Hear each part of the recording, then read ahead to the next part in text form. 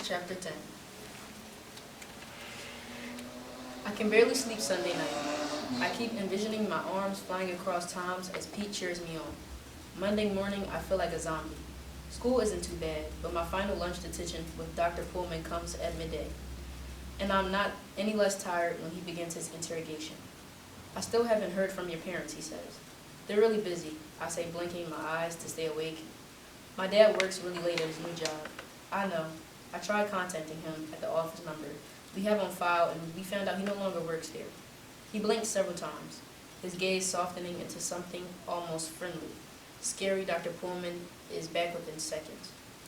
Did you talk with them about contacting me? Like I asked, my shoulders tightened. I mentioned it to them. They're just really busy. Both of them? I shrugged, wishing for a better excuse, but too tired to come up with one. Dr. Pullman folds his hands in front of him. His eyebrows tense as he stares me down. I'm concerned that you don't truly understand the severity of this. You hit another student with a weapon. I shiver at the word weapon. Is that really what it was? I know it was wrong to hit Danny, I say, but I wouldn't call it I'm not concerned with what you would or wouldn't call it, Dr. Pullman says, interrupting. You used a mallet as a weapon. You could have been suspended, but I decided to be nice and give you lunch detentions instead. Suspended. Another word that scares me to death. My mallet didn't seem like a weapon at the time. It didn't seem like one now. It's just a wooden stick with a fabric tip that makes noise when it hits the wooden notes on a marimba. It's not dangerous, it's just music. I also find it more than a little odd that your parents are incapable of returning my phone call, Dr. Pullman continues. I clamp my lips together as hard as I can, afraid that if I open my mouth, the truth will burst out. I focus instead on today's complimentary detention-based grammar assignment. I'm caught up on schoolwork now, but apparently there is an endless grammar vortex that I'm fighting my way through.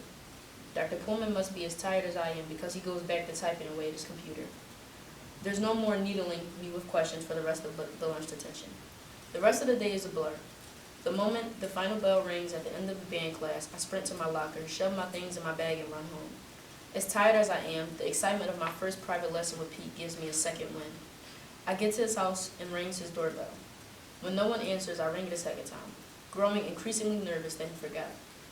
He finally answers the door and says, "Give it a rest. If it's your lesson time, just come on in. You can wait in the living room if I'm finishing up with another student." I follow him in, feeling silly and shy all at once. As he leads me into the basement, a thought occurs to me. I haven't mowed any lawns yet. Pete turns around, giving me a look from the bottom of the stairs. You do realize that's not what we're doing today. I know, I say, I just don't have any money to pay you. Not yet. Pete chuckles. Relax, if you still want drum lessons a half an hour from now, you can start paying me next week. Are you ready to work? I've never been more ready. Then let's stop talking about money and get started. When I said it is true, I'm ready to work hard, just not nearly as hard as Pete meant. He begins the lessons by showing me his practice and teaching combination work. There are 2 drums with 2 sets. One looks nice and well kept, and the other dented and chipped. Both look amazing to me. There are 3 rules. The first is never ever touch my set. Students get to destroy that one, he says, pointing to the drum set with dents and chips. He gestures for me to sit by the student's set while he sits by his own. How long have you had drums? I ask, jealous that I don't even have one. 10 years, give or take, he says. Ever since I first started teaching. And before you ask, yes, the set in front of you has been the service the entire time. No, I don't know when I'll ever get around to replacing it. Probably never. He grabs a pair of sticks out of the bag filled with millions of them hanging over the side of his floor. Then he does the coolest thing. He breaks into a heavy rock beat and plays with the most energy I've ever seen. Just when my brain's about to explode, he switches to swing jazzy beat and breaks into a fill where he seems to play every piece of the set at once. He finishes it off with a Latin beat. Then he turns to me, and I can see that he didn't even break a sweat. He says the second rule is as simple as the first. The student who does not surpass her teacher has failed him. I let his words digest in my head. Surpass my teacher? Does he really expect me to become a better drummer than him? That's impossible, I say. With that attitude, it certainly is, he says. He grabs his ponytail in his hand and shows it to me. There's gray hair in this nasty thing. You really want a guy with gray hair to beat you at drums? But you've been playing for years. And when you're my age, you'll have been playing for even longer. I didn't start playing until I was 15, so you already got 3 years on me. I try to imagine myself with years of practice under my belt. I imagine being able to do things on the drums I only dream about right now. I even dare to dream of myself playing the kinds of things Pete just played. It's easy to imagine, but I can't help feeling a little foolish at the same time. Sam, you're such a dreamer. You said there were 3 rules, I say, trying to block out my mother's voice. What's the 3rd rule? It's another simple one. The teacher doesn't have to know everything, just more than you do. It's a new rule, but an important one nevertheless.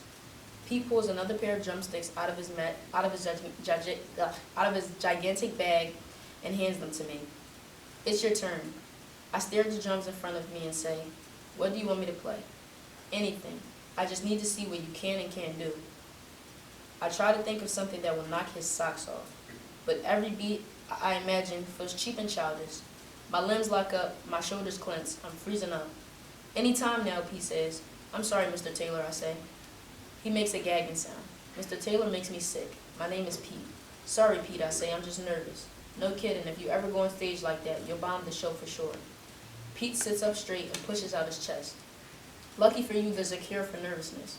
1 deep breath right before you start playing. Does that actually help? Pete nods. 1 deep breath before you start playing. Every time you go on stage, you may miss a few notes, but you'll never ruin your whole show. It sounds easy the way he says it. I take a deep breath, I feel the air entering my lungs and calming my body. Then I exhale, imagining a gray mist coming out of my mouth and nose. Then I play something. It's a sad attempt at a funky beat with the toms and snare, and I don't even work in the hi-hat. I played something like that before at home, but playing it on a real set makes me realize how unrealistic my desk set really is. The positioning is totally different. Things are further away, the stands can be adjusted, but I've never had to do that before, so I don't know how. It feels weird to play after him. All my flaws are so much more noticeable. It's so clear that he's really good and I'm not. After about 15 seconds of looking at me like an idiot, he says, okay, I know where we need to start. I'm sorry, I say. I know I'm terrible. That's ridiculous, Pete says. You're undisciplined, not terrible. And for the record, being terrible at drums doesn't require an apology unless you're in the middle of a gig. He points at the sticks in my hand and says, forget all about the other drums for now. Just focus on the snare. I played the snare 1,000,000 times in the school band, I say. No, you've played it wrong 1,000,000 times in the school band. Now you're going to play it right. And you're going to keep playing it no matter how many times your band teacher or in-bed band friends try to tell you you're playing it wrong. Is that all right with you? I'm about to answer when I realize he was being sarcastic. Play me a single stroke roll, he says. I freeze up. My arms won't move. He lets out a big, long sigh and says, right, left, right, left, right, left. Over and over again. Got it? I know how to play a single stroke roll, I say, not wanting to admit that I'm getting a little frustrated. Then what are you waiting for? Go for it. I take a deep breath, just like he suggested, and my arms finally loosen. I start playing. Right, left, right, left, right, left. He lets me play for about 20 seconds and then he says, stop. I stop playing and look at him. Who are you angry at, he asks. Nobody, I say annoyed. That's a bunch of crap. You're mad at someone. I'm mad at you right now, I think to myself. He gestures to my hands. You're holding that stick in a death grip, like you're wringing a chicken's neck. You're playing the drums like a homicidal maniac. Are you trying to kill your drumsticks? I shake my head, then loosen it up. I loosen my grip and the rest of my body follows. He tells me not to slouch, that relaxing isn't the same as transforming into a hunchback. And then he starts talking about my grip again. Hold it between your thumb and the first knuckle of your index finger. Holding the stick too tight. Don't let the stick slip into your second knuckle. Don't squeeze with the other fingers, just the thumb and index finger. Don't let the other fingers hang off either. You're not a flamingo trying to fly away. You're holding the stick in your second knuckle again. Don't glitch your arms and shoulders. The only thing that should be moving is your wrist. It's slipping into your second knuckle again. Relax, relax, relax. And when I still don't relax, he says, pretend the cutest boy in school just threw a skittle at your head. My eyes bug out and I say, that wouldn't make me relax. That would make me want to punch him in the face. So punch him in the face if that helps. Then you can relax, knowing he got exactly what he deserved. We both laugh. We spend most of the lesson doing single stroke rolls on the snare drum. Whenever my arms start hurting, he tells me it's because I'm straining when I should be relaxing. Remember, Pete shouts over my drumming, you're not terrible, you're undisciplined. Then he makes me play double stroke rolls, which are even harder and more tiring. Right, right, left, left, right, right, left, left. Back to single stroke rolls. Right, left, right, left, right, left. Singles for 4 measures followed by doubles for 4 measures. And on and on and on. We do nothing else. I don't hit any cymbals or toms. I don't thump the bass drum. By the time it's over, I've been doing the same thing for what feels like hours, and it's only been 30 minutes. I feel like running out the door and screaming. When he's leading me out of his house, I says, you're disappointed. No, I'm not, I lie. Yes, you are. Every student is disappointed the first lesson. You're more so than most. It's okay, you won't hurt my feelings. I shrugged. Does he really expect me to have anything to say to that? You made it through your first lesson, he says. How does it feel? It feels miserable and hopeless, but I'm not going to tell him that. Besides, the practice isn't what bugs me. It's something else, something too familiar, something I don't want to say out loud. The headphone jack in my head would be nice right now. I take a deep breath and choose my words carefully. I really appreciate what you're doing, Pete. It's just that I've always hated the way they only let you play one drum at a time in the band. And that's exactly what we did today. That's right, he says. I didn't think this would be just like band. It's not. Then when I do finally get to play the whole set, after you learn how to play a single drum correctly. Is that the only way? He nods. Until you show me a way to jiggle 5 bean bags without the first learning to juggle 2, I'm afraid so. You need to learn proper stick control and drum movements that are actually useful. Then we'll see about moving you on to the rest of the set. Even then, Sam, I'm sorry to say that you will begin each session every week with stick control on a single drum. Oh, is all I think to say. Pete walks to a corner of his living room and digs through a huge box of junk, mostly pieces of broken percussion instruments. He pulls out what I recognize to be a practice pad, a very small and very flat sort of drum that tries, not always very well, to be substitute for a real drum. Do you know what this is, he asks. When I nod, he says, every practice session at home should begin with this, single and double stroke rolls. I take the practice pad and hold it in my hands. I stare into the flat rubber sort of drum head and run my fingers along the circular metal edge on the side. Does it have to be every time I practice? Yes. I told you this would be hard. The boring stuff is often the most important. If you want to get to the cool stuff, you have to stomach through the boring stuff so you can see how it all connects. Will I get to play the whole kite next time? Pete scratches his chin and shrugs. We'll see. My mom is still out when I come back from my lesson. Brian is in the living room watching a cartoon loudly enough to be heard on the moon. He used to have a babysitter, but that ended the day my dad lost a job. Now Brian walks home with a friend and waits inside the house with doors locked while my mom prays the house is still standing when she gets home. When he sees me entering, he says, "Oh man, now the house will smell like farts." That's because you keep breathing on everything, I say. I'm about to head upstairs when he says, "Dr. Pullman called." I freeze in my tracks. Did he leave a message? Yeah. He sounds mean. Isn't he the principal at your school? Are you home late because he kept you in detention? I ignore his questions. Did you listen to it? Brian runs out of the living room and stops in front of me. He nods, a demonic smile forming on his face. He wants to talk to Mom and Dad. You're in trouble again, aren't you? Chills run through my body. If you say anything to them, I will wholeheartedly kill you.